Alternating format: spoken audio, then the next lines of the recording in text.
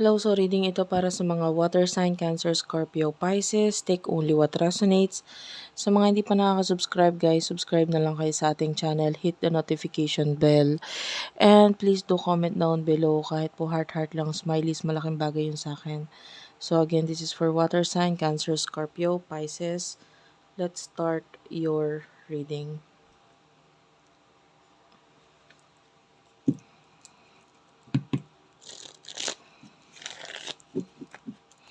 By the way, open po ang ating personal reading ngayon, Madam P. Ayan, yan yung isearch nyo sa Facebook, Madam P. Pag hindi nyo ma-search, i-search nyo Water Sign Philippines, masa-search nyo yun.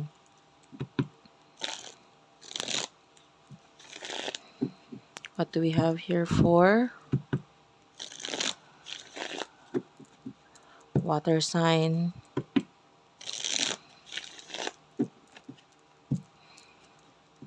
Kung ayaw mo ng way ko ng pagre-read, pwede ka naman pong mag-next video.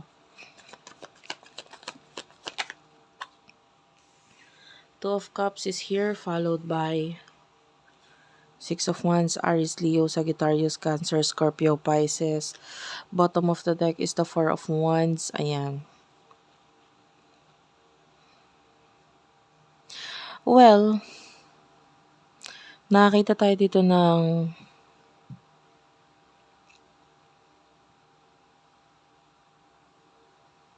relationship, connection, pero parang konti lang yung ibinibigay, hindi lahat, hindi fully.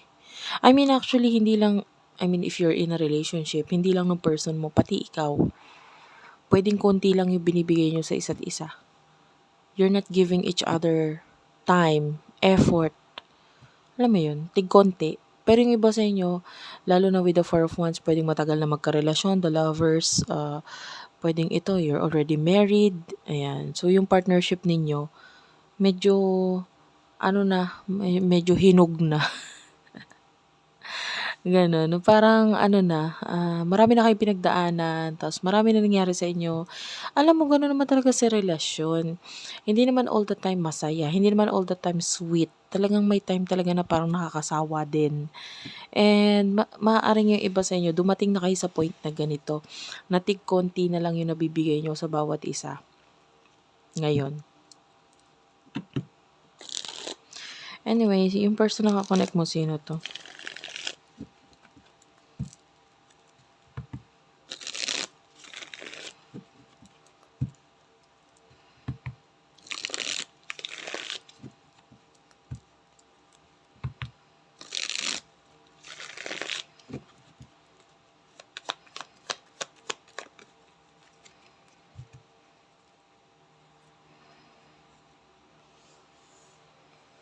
Three of Swords. Okay, nasasaktan siya. The Hermit, Virgo energy.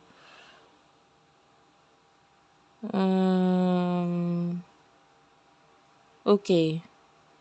To tell you the truth, yung iba sa inyo, no? Yung iba sa inyo, kung tig-konti na lang yung binibigay mo sa kanya. Maaring, kaya ganun yung binibigay niya sa'yo na konti lang rin. Kasi konti lang din yung binibigay mo sa kanya. Ngayon nasasaktan siya. No? The Hermit is here, so pwedeng tinatago niya lang yun, din niya sinasabi.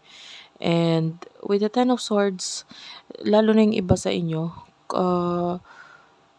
pwede nagkaroon na ng ending in the past itong relationship na to or connection na to. Pero pwedeng nagtutuloy or hindi naman natutuloy yung separation or yung ending.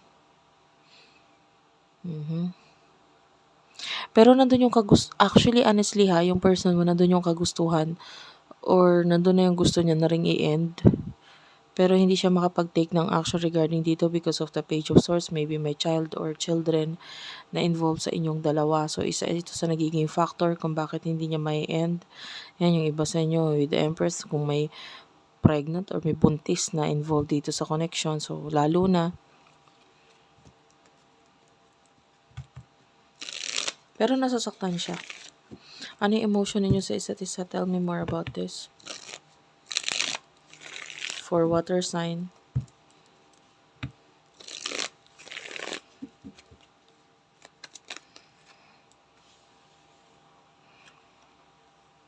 Page of Pentacles, the Eight of Wands, the Death card, Six of Swords, Gemini, Libra, Aquarius, Scorpio energy.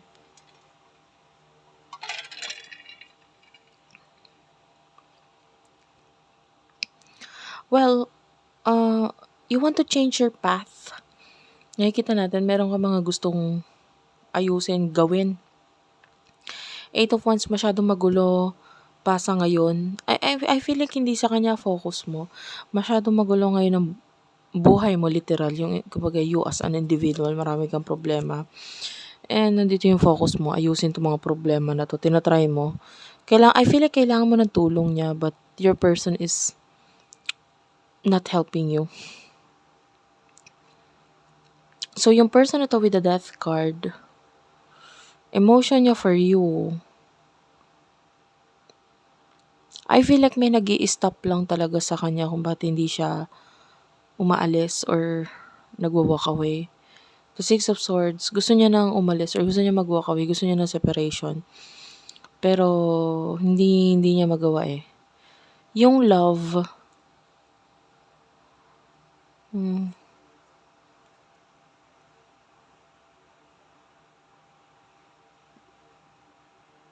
I want to know kung mahal ka pa ba nitong person na to. The Nine of Pentacles is here.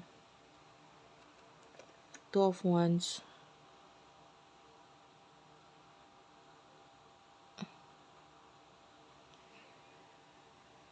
I mean, hindi niya nakikita kasi yung pagpapahalaga tsaka yung pagmamahal mula sa'yo, kaya nagiging ganyan siya. Wala akong nakikitang, yung emotion nakadepende kasi sa actions mo eh, parang ganun.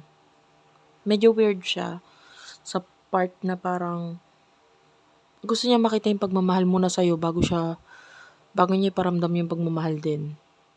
So, parang yung emotions niya is nakahanging.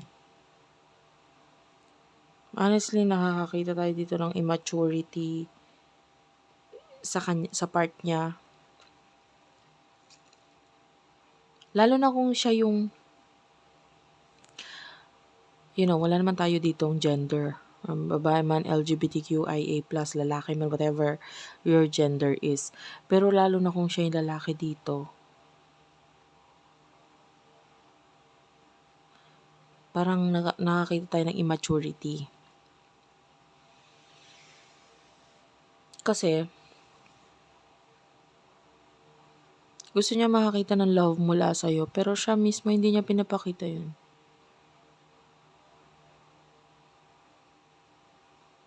Parang nakadepende pa sa'yo. Kung magpapakita ka ng love, magpapakita din siya. Pag hindi, hindi din. That's weird. Someone here needs to do something. Pero, I feel like nagiget ko yung point mo na marami ka kasing obligasyon, marami kang ginagawa, masyado kang stress. So, you need this person's help para ma-overcome or maayos yung stress na yun. Pero parang, as a partner, parang hindi naman siya nagbibigay ng tulong or ng help sa'yo. So, tinatry mo or pinipilit mong kayanin mag-isa. So, what will happen in the near future for the both of you?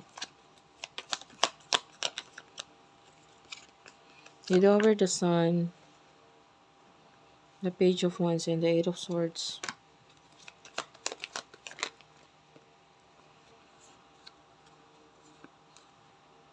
Eight of Cups, the Wheel of Fortune, and the Seven of Swords. Bottom of the deck, lead over the Ace of Pentacles, the Five of Swords.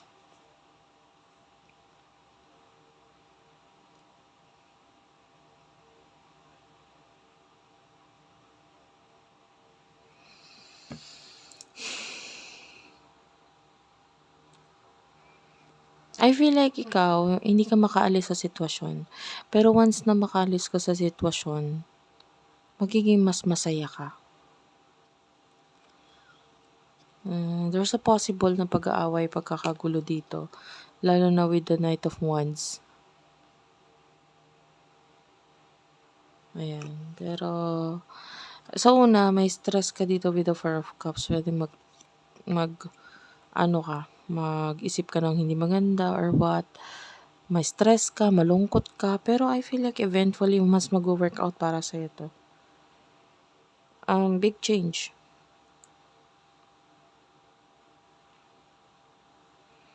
With the Seven of Swords, I feel like yung decision about pag-alis or separation dito sa connection nito ay nakadepende sa person mo. Because for you, hindi naman yun yung main priority mo eh. Pero if ever na magkakaroon ng ganun, I feel like mas mag-work out para sa'yo yun. Sa una lang talaga mahirap or masakit. And malaking pagbabago ang may dudulot sa'yo nito, mas in a positive way, kung mangyayari ito. Well, of course, depende pa sa person mo. Which is, medyo may toyo kasi siya. Yung iba sa inyo, I can see this person walking away. Pero yung walking away niya, gagawin niya lang yun para magpaawa. Gagawin niya lang yung pag-walk away, pag-alis, pakikipag-separate sa'yo. Na kaya niya gagawin yun kasi gusto niya nang habulin mo siya, parang ganun. Deep inside, ayaw naman talaga niya mag-walk away. So anyway, that's it for now. Thank you for watching. Ida-direct to the point kita, yung person na kakonect mo is very immature. And I don't see you na parang, okay lang kahit immature siya, parang, for you, bahala na siya sa buhay niya, parang ganun.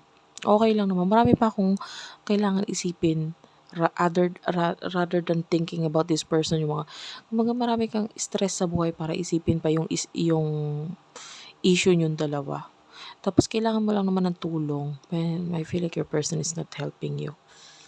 So medyo immature siya sa part na yun. Okay, thank you for watching guys. I love you all and bye-bye.